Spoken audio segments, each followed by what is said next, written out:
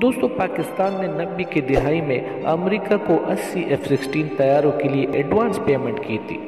جس میں پاکستان کو 40 F-16 طیارے تو مل گئے، جبکہ بقایا 40 F-16 طیارے امریکی قوانین میں تبدیلی کے زد میں آ گئے۔ امریکہ نے نہ صرف پاکستان کو 40 F-16 طیارے دینے سے انکار کر دیا،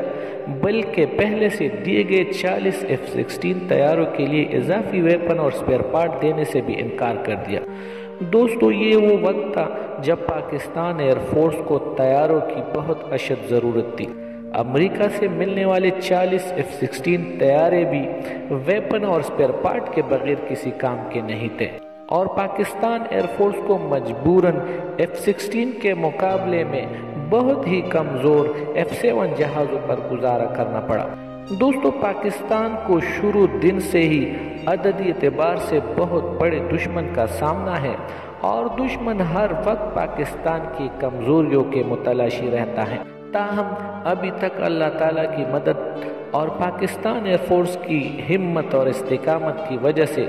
دشمنوں کو ناکامی کا سامنا رہا ہے۔ دوستو حالات کو مد نظر رکھتے ہوئے پاکستان نے پولیٹیکل انڈیپینڈنس اور سروسیبلٹی کا راستہ اپنایا، جو کہ پاکستان کے لیے انتہائی موزوں ہے۔ دوستو پولیٹیکل انڈیپینڈنس اور سروسیبلٹی کا مطلب یہ ہے کہ پاکستان ایئر فورس کسی طیارے کو بنانے اور اڑانے میں مکمل طور پر آزاد ہو، اور اس طیارے کا ہر قسم کا اسپیئر پارٹس اور ٹیکنالوجی بھی آپ کے پاس موجود ہو، تاکہ آپ کے طیارے زمانے امن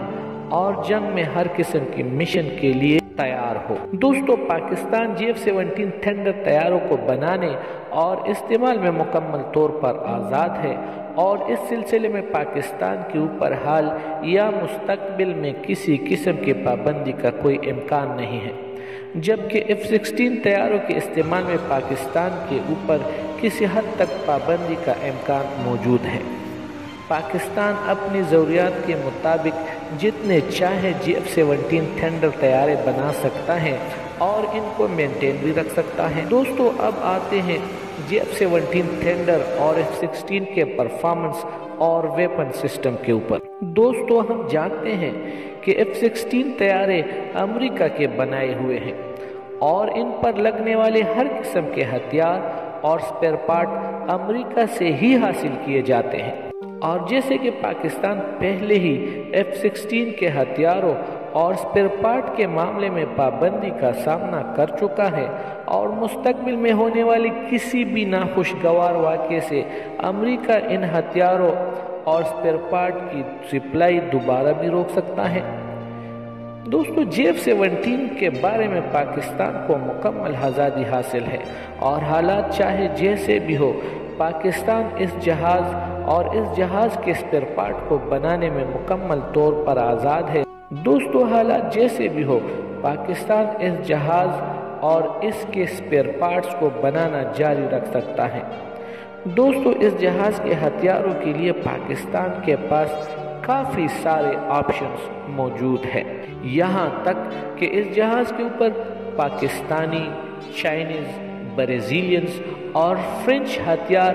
پہلے ہی انٹیگریٹ کیے جا چکے ہیں، اور مستقبل میں اس طیارے کے اوپر لگنے والے ہتھیاروں کے بارے میں پاکستان کے اوپر کسی قسم کی پابندی کا کوئی امکان موجود نہیں ہے۔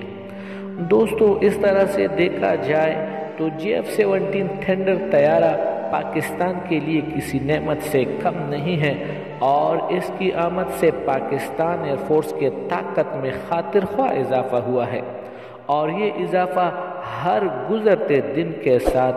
بڑھتا جا رہا ہے۔ دوستو ملتے ہیں ایک اور اچھی سی معلوماتی ویڈیو کے ساتھ، اپنا خیال رکھیے گا، اللہ حافظ۔